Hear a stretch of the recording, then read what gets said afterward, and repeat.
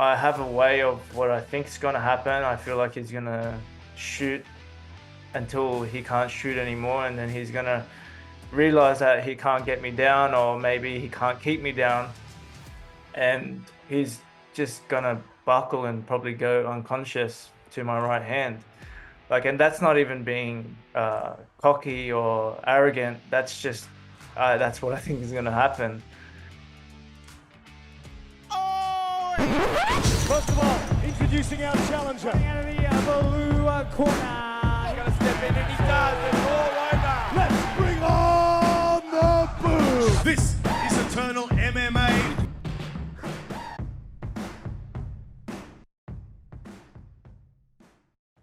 All right, everyone, welcome back, and thank you for joining us here once again on another edition of the Eternal Insiders Podcast, powered by Fight HQ, the official uniform partner for Eternal MMA. And with that, let us welcome in today's guest. He is set to feature in the co-main event at Eternal 89 at the HBF Stadium in Perth, Western Australia. We're a little more than a week away from that card. It's his first time on the show. It's also his first time competing for Eternal MMA when he takes on Daichi Kamaya in the lightweight division. Absolutely cannot wait for this one. So with that, let us welcome in today's guest, Rayzor Raymart Quintana. Absolute pleasure to have you here on the show for the first time, brother. What are we, 6 days, man, until we can officially get off the egg whites? That must be very exciting for you, man, no doubt. 6-7 days, I'm counting the days, man. It's almost there. I can add a bit of egg yolk in my omelette. You can add a bit of the egg yolk into the omelette, man. I mean, break that down for us a little bit, because, for me, I'm smashing the eggs every day, but I'm putting the egg yolks in every time. So how vital is that component to you removing the egg yolks away from the egg whites in order to make weight, in order to be conditioned for these sort of fights? How much of a science is this, man? Oh, look, it's not really scientific. It's more of a mindset thing. I know if I eat egg yolk, then I'm not in fight camp. If I eat egg whites, I'm in fight camp, It's just it's a little bit to get used to, but I've been doing it every single fight camp, and it's more of a mindset thing for me. I don't know if it has any, this egg yolk doesn't really do much difference, but it's just to get me in the zone, I hear you, man. And speaking of, outside of that, like we said, bit over a week away, man. How is everything, mind, body, and spirit in the lead up to this one, brother? We spoke a little bit off camera just before we started. Obviously, you said, it's coming to the end of fight camp. You feel a little bit sore, as you do when you get into the lead up to these sort of things. But how is everything progressing for you, man, ahead of what's going to be a cracking fight? Everything's progressing really good, actually. Aside from some setbacks here and there, I've copped a lot of injuries this fight camp. But yeah, we copped one really bad one not long ago. But other than that, it's the hardest I've ever trained. It's the most intense I've ever trained. Me and the boys at Australian Top Team, and even Suman Mokhtarian, the coach, has been really focusing on me for this, because it's almost like a make or break fight for me, it could very much get me in line to be in the UFC for February in Sydney, or if I lose, then I've got to start all over again, So just been putting my head down and focusing, and that's pretty much it. That's why I eat egg whites. I like it, man. You can certainly do that part, and I'm going to eat my eggs whole. I'll leave that to the professionals. But, speaking of the lead up to this one, man, I saw recently that you took a trip over to the Philippines. From what I can see, you run a business over there. You're visiting some of your team that you work with over there. Look pretty cool. You're doing some vlogging while you're over there. You also got some training in over there. Of course, you have Filipino Heritage. What was this experience like for you, being able to get over to the Philippines, mix it up with some of your team, being able to train at the same time in the lead up to this this fight? What was that like for you? Honestly, it was a very, very big mind opener. Going to Philippines was probably one of the best experiences. I've been Philippines a lot of times, but this one, actually getting to see my own team. I haven't been running this business long, only for 2.5, 3 years now. But it's the first time I got to meet all of them. There's about 30 in my team now. So yeah, it was amazing, and what do you call it? It just so happened that my office in the Philippines is in the same state as in the same area as Team Lakay. like Edward Folayang and all that, all his crew, but they changed the name to Lions Nation now. So it was just a match made in heaven. I get to see my team and I get to meet all those boys, train with all those boys there. And those are all killers, man. They're the best in the Philippines right now. A lot of them have been 1FC champs and a few of them are still champs. But yeah, getting to mix it up with them and then doing a bit of side business stuff while I'm there is match made in heaven for me. That's fantastic to hear, man. I mean, just even in terms of the balance with everything managing there, I mean, running your own business with the amount of people that you just mentioned, as well as trying to train full time, prepare for pro fights and that sort of thing. Like, you look like you handle it so well, man. You got time to document everything. You started the vlogging, you're training here and there. You look like you're enjoying yourself. Is it hard to kind of keep the balance, or do you think you've kind of got the formula right at this point? Well, to be honest, I just follow a system every time I enter fight camp. I have my morning sessions and I have my afternoon sessions. And in between, I work, but my business is all about delegating. Like we help business owners offload their tasks over to Philippines so they can work remotely. And they're actually really good. Like, they run circles around me. So I've just delegated everything. Like, I don't do much anymore in the business. I'm just pretty much the guy that says hello and bye. It's a nice position to be in, man, as a business runner. Yeah, well, I had to do it like that so I can focus on my fighting career as well, you know. It's very hard to not a lot of people know, like, they're just stuck in the hustle culture, but my hustle's in my MMA fighting, so I had to figure out different avenues to run this business. And yeah, I had to be a man of my word. If my product is delegating, then I have to actually set an example and delegate the whole business out, you know.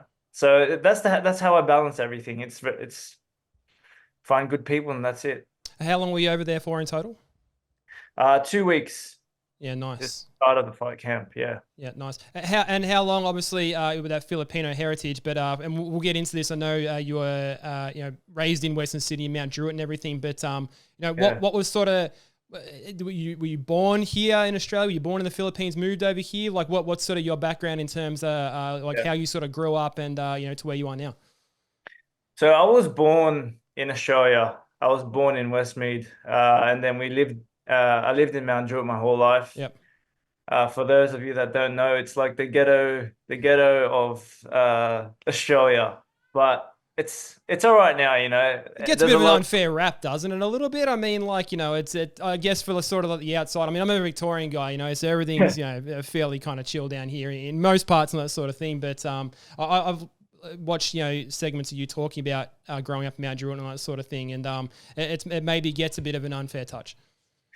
It does, yeah. Like, I used to be ashamed of saying I'm from Mount Druitt, and then, like, now as I get older, I was like, I don't even care anymore. But then I don't even know. Yeah, it has an unfair rap because of the news, the media. But if you really look closely, all of the talent, like top talent that's coming out, is coming from Mount Druitt because, I don't know, they have that different kind of heart and drive. Like, they like, it is not like the eastern suburbs. Like, it's not like Bondi Beach or something, you know. So we're striving to get out of that. This is my perspective. Like, we're striving to make a difference in our lives. Like, we don't want to settle here. And I think that's what's sparking most of the everyone that's coming out. Like, even NRL, look at the Penrith Panthers. Like, they've won 3-4 times in a row. Most of them are from the West, you know. So yeah, they certainly did our boys dirty down here with the Melbourne Storm. Not that I'm remotely an NRL guy. I'm a Victorian guy, so I'm AFL all the way, but I did tune in for that game and saw that Penrith did get up for that one. So good things for Western Sydney indeed there. Speaking of, Western Sydney or just Sydney in general, and, guys of Filipino heritage, I mean, I know you must have some kind of at least relationship with one of our UFC boys, Josh Togo. I mean, is that a cool thing? Is that an inspiration for you at this point in your career to have a guy like Josh who lives and trains in Sydney like you, with that Filipino heritage? He's doing big things in UFC, of course. What's it like to have a guy like Josh to maybe potentially train with, look up to you? Or what's that relationship like with him? Me and Josh, we have a bit of past. Like, we when we were both amateurs, we wanted to fight each other. We wanted to prove who was the better Filipino. It's only 'Cause natural, right? Yeah. we're both Aus Pinoys, like Australian Filipinos. Yeah. But we like, because of our ego, we wanted to go, no, I'm the better Filipino fighter, blah blah blah. And then one day he just rocked up to my gym, and then I'm like, what the hell? What are you doing here? But then we sparred, we started to get along, and then we're like, oh, this guy's like, we both enjoyed each other. And I'm like, you know what? Like, let's squash it, and then let's just get better with each other. And for like a good 5 years, we were training partners, and then yeah, he made the UFC, and yeah, not that's it. Me and him, even now, like we have Christmas parties with our group of friends, and his partner and my partner are like very, very close. Like we have, whenever he needs help, I'll come over help him. If I need help, I'm sure he'll come over and help me. But yeah, yeah, we have a good relationship. You know, we don't want to fight each other anymore. I like that, man. It's a great story that happens quite a lot with, you know, I've talked to a lot of pro guys and that sort of thing that have kind of had, you know, maybe those kind of crosstown rivalries or inter-gym rivalries or anything like that. Or, you know, Filipino rivalries and that sort of stuff too. And then eventually you get to know the guy. He's not so bad. We train together. We get to know each other and it's all good. It's rising tide lifts all boats, man. I believe that's the saying. So it's only a good thing. We both, like, we training together, we both improved each other's game. Like, people don't know, but his game is actually dominant on the ground, whereas mine is kind of dominant striking. And the more we train with each other, we improved each other's aspect and of fighting. And yeah, I'm sure us training together did something in our careers, you know, maybe for the better, maybe, I don't know. But I'm sure it did something. Well, let's talk about that too, man, because in terms of, like, you know, who you are as a fighter and your fighting style, looking at your record and everything as well in terms of what you bring to the table, but also who you are and the qualities and the traits that you show inside the cage. Can you talk to us a little bit about getting your start in martial arts to start with? It looks like you might have started in karate or something like that, because you've kind of got that karate base. If you don't mind, you kind of remind me a little bit of our featherweight champ, Seb Salai. You've got that kind of bouncy, light-footed kind of karate style and that hard one too, man. Like, this guy can crack. For anyone that hasn't seen any of Raymart's fights yet, I mean, just heavy hands, man, and just light on the feet. You just got that really kind of cool, attractive sort of style with a few different aspects to your game. Can you talk a little bit about getting your start in martial arts and how that evolved into becoming a pro mixed martial arts fighter? Yeah, so we lived in Mount Druitt, and there was a public school next to where we lived, and that was after school hours they had a karate class there, and I joined there when I was 8. And since then I was like, oh, I actually enjoy this, and I did it for like 5, 6, 7 years, and I ended up being multiple state champion, multiple Australian champion in point sparring. Like, I really enjoyed it. And then I left karate, and then yeah, I grew up in the West, you know, so I got into a lot of street fights and everything.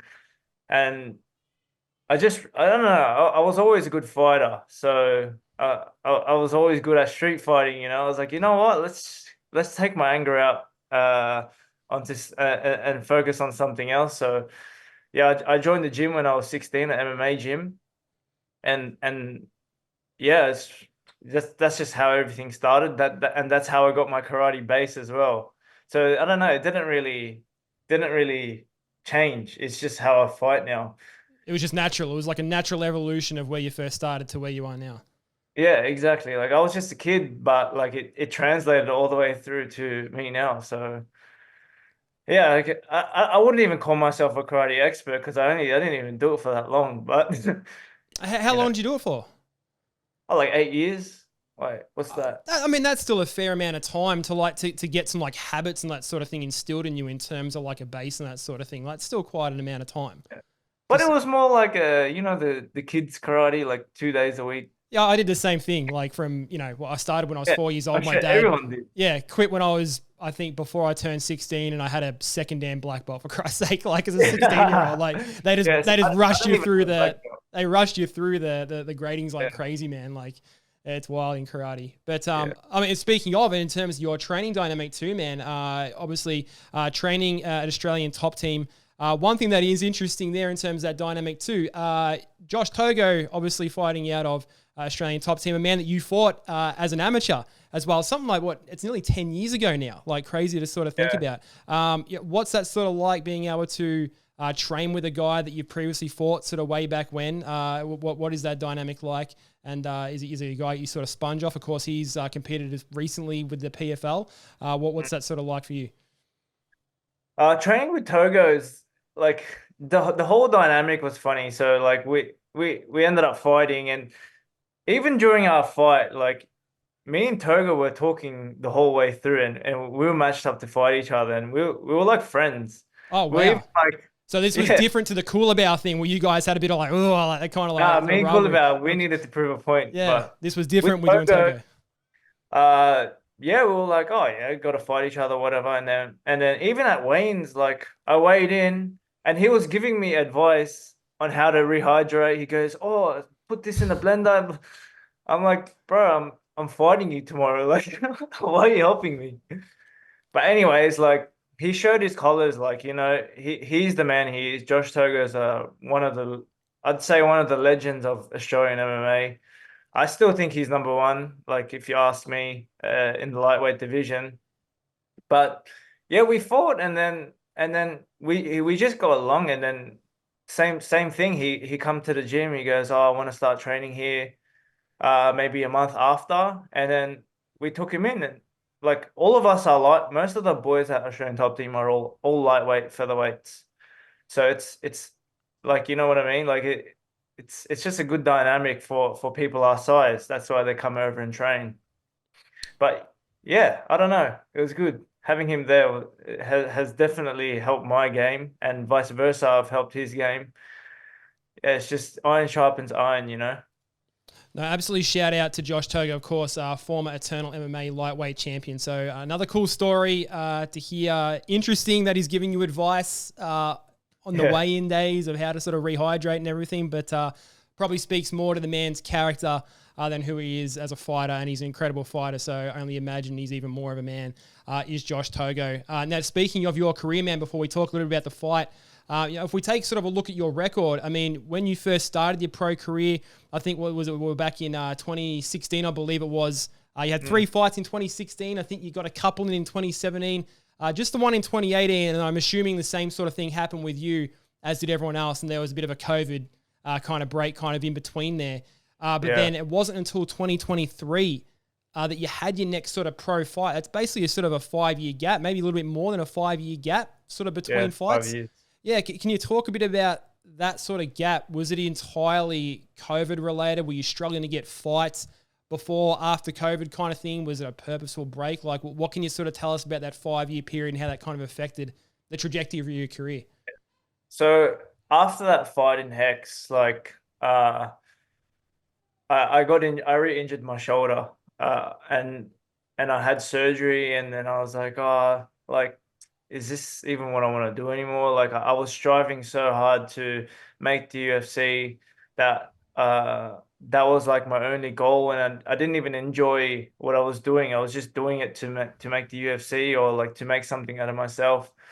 So I always had this identity of like, oh, you're a fighter, blah blah blah, nothing else. And yeah, when I injured my shoulder, I obviously had to take like 6 to 8 months off, and then yeah, it kind of made me turn into a downward spiral of realizing myself again, like trying to figure out what my identity was. It's a bit weird to talk about, like, because it doesn't really make sense if you don't go through it.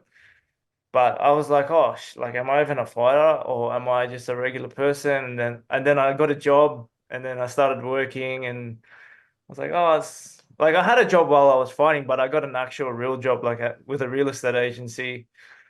And then yeah, it was a lot of me figuring myself out, because my whole life I was just training, fighting, and then like working just to pay my way to fight.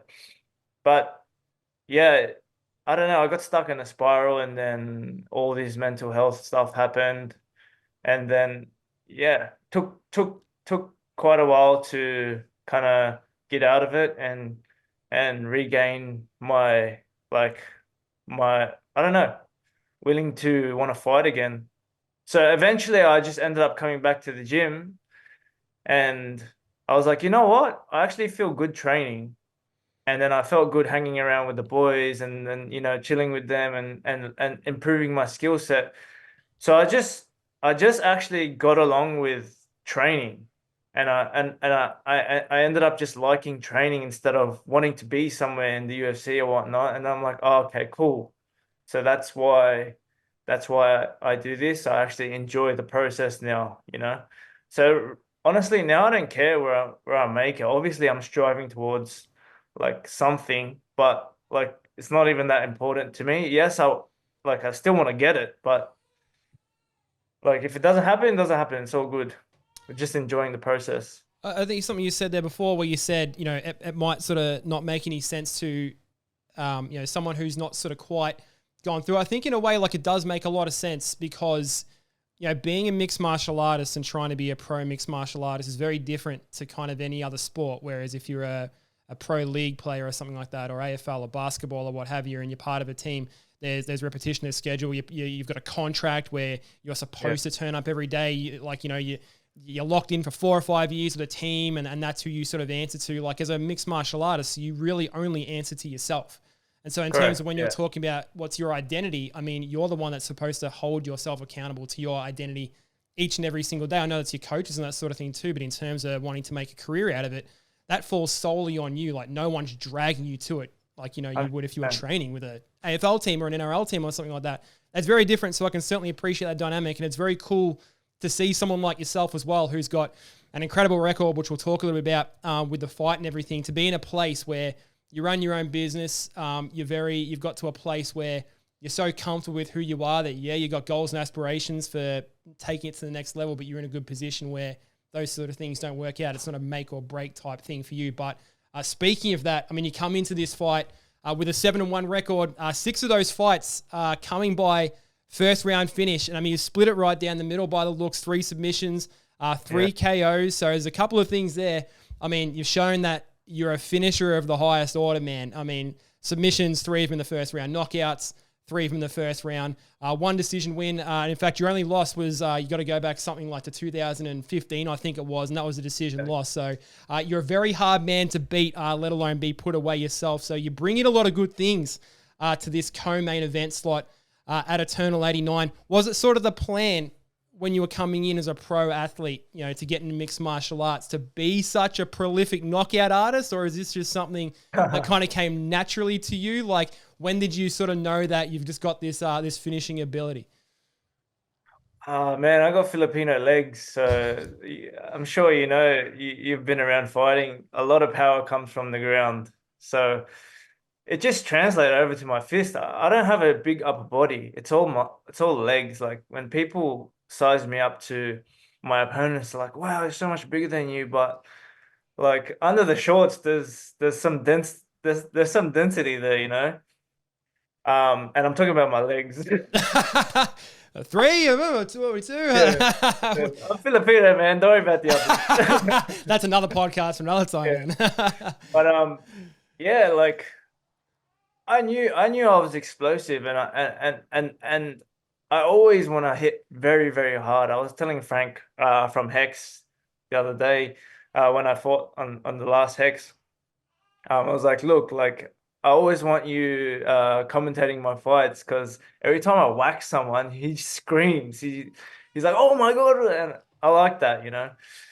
But yeah, it's just my style. Like I'm an explosive fighter, and if you get touched with one of my hits, you're gonna get dazed or you're gonna go to sleep. And I I don't. I'm pretty sure if you look at the whole MMA history of Australian MMA in regards to knockouts, I'm probably up there with one of the most devastating KO guys, other than probably Darwin Sagaret, who we actually train with.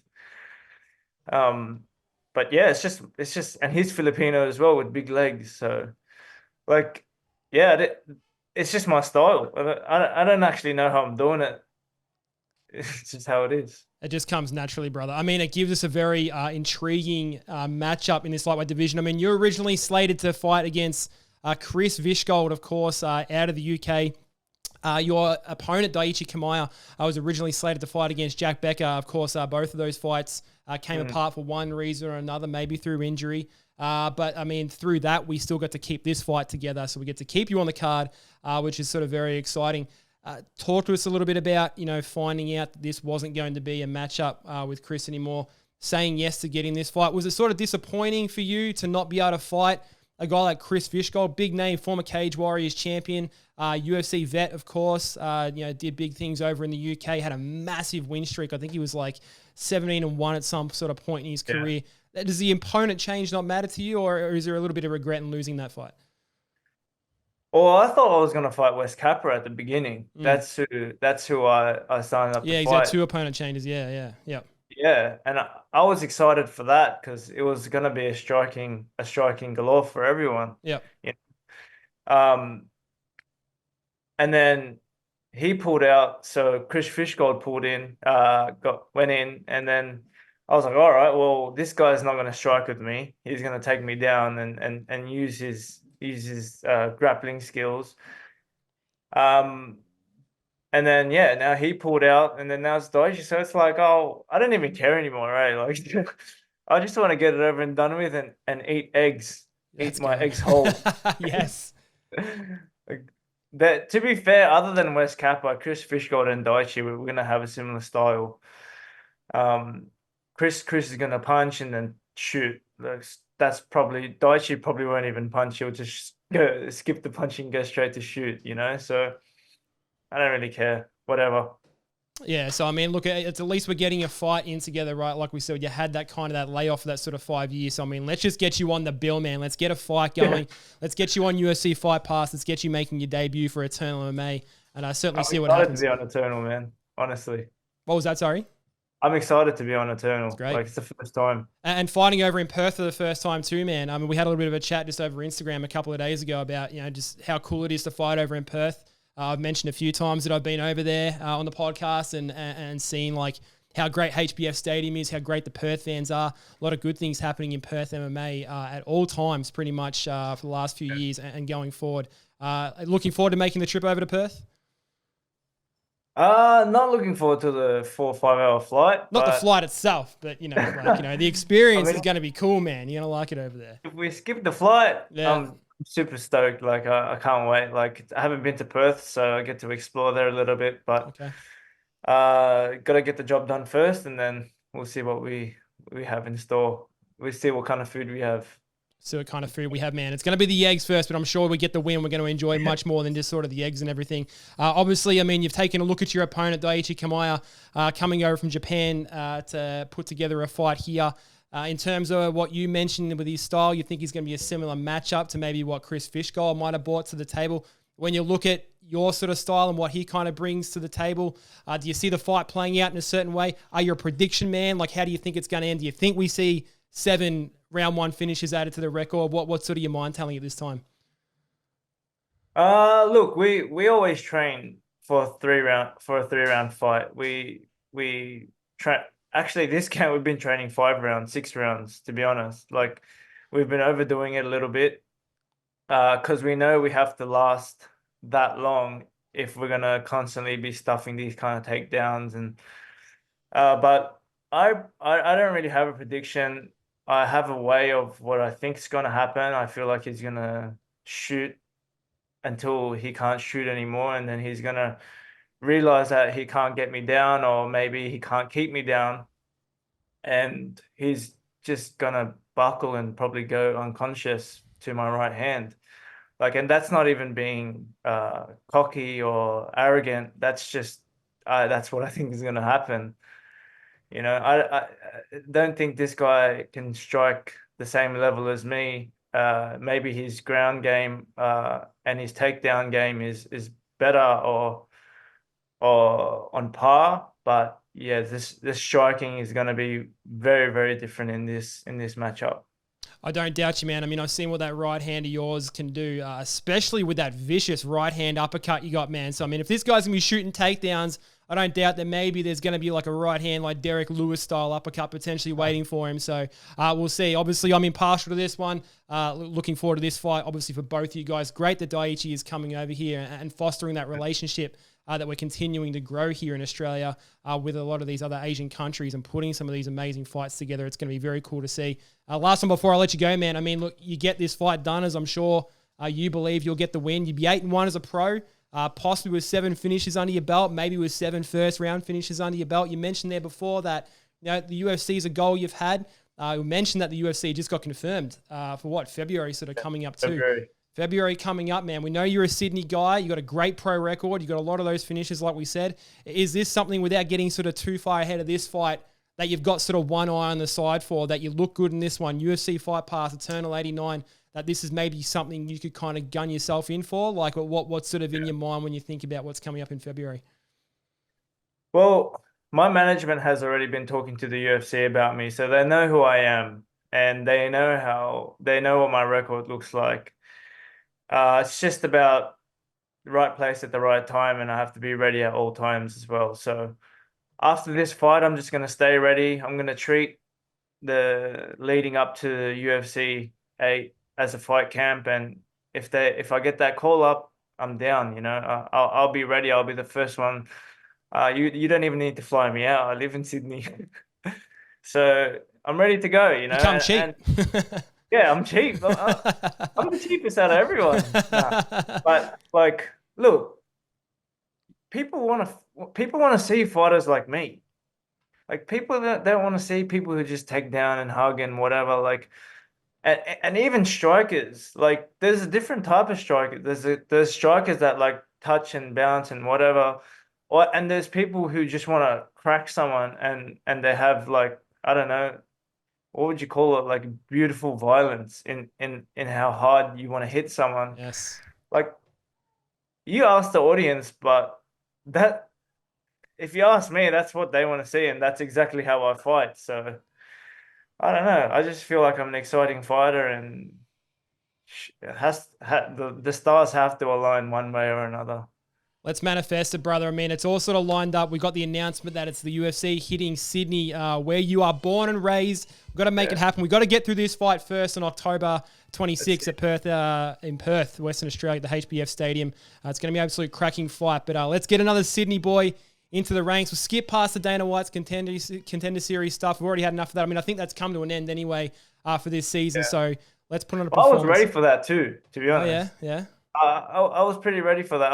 I told my management, I was like, I got all my bloods done. I got all my head thing, the CTC or whatever it's called. I got all of that, all my tests done. So I was ready to go.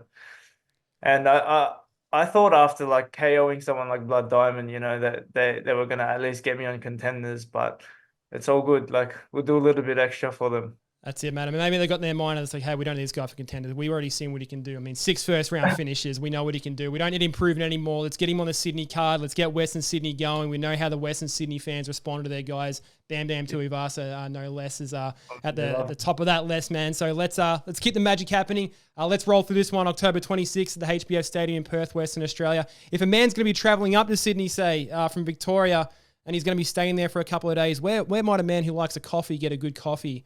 Ray, I mean, I know you're a bit of a coffee expert, man. Like, where's the first place someone might be heading into the city? We want a nice morning coffee to wake up. What's your recommendation on where we're going, man?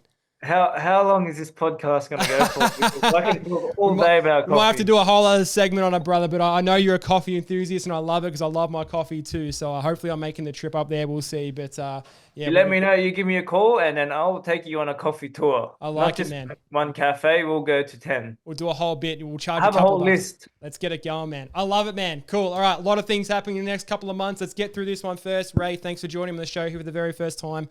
All the best on October 26th in your debut for Eternal MMA. And we'll talk on the other side, brother. Hopefully for yourself with another win under your belt. First round finish. Let's get it. And we'll do this all again, man. Thanks for your time. Appreciate it. Thank you for having me.